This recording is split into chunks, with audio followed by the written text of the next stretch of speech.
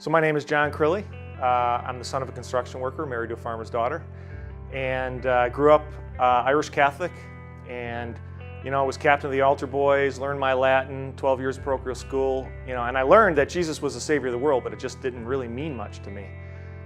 So what happened is I took a path kind of pretty much hedonism, doing my own thing, and really it was just a matter of like every week trying to kind of outdo the fun of last week, outdo the excitement, the thrill, the pleasure. I was very, very far from God.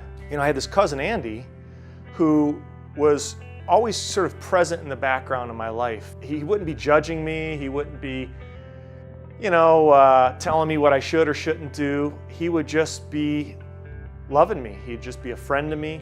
I don't remember him ever saying the gospel to me. I don't remember him ever mentioning Jesus. What I remember is that I could trust Andy. I had a mattress in an apartment. I was living in Philadelphia at the time, and this mattress laying on the ground in the bedroom of the apartment. I remember waking up or going to bed one night and thinking, really, is there a God? Is that true?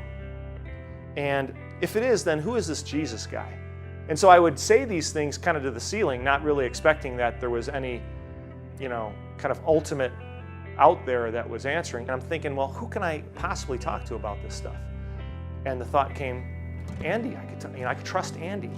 He had built a bridge of trust with me over time. He had demonstrated that he loved me, that he wasn't trying to change me, that he authentically cared about me. And so I called Andy.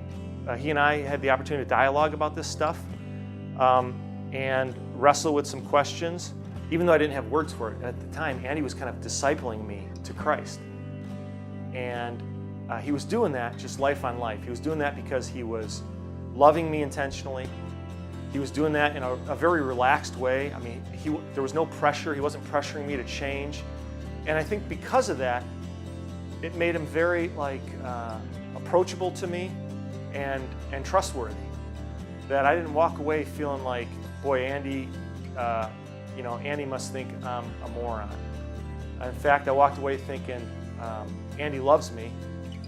And now in my faith, as a Christian, I have a desire to do those same things, to reproduce what Andy modeled for me, to love people, to walk with them the same way Jesus kind of would walk with people, and to develop these bridges of trust that create an opportunity for me to have conversations about God with them.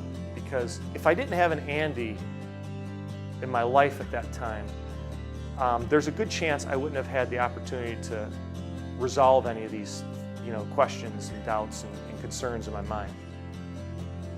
What Andy modeled for me was how to intentionally love somebody and walk with them and build a loving relationship where the rules change.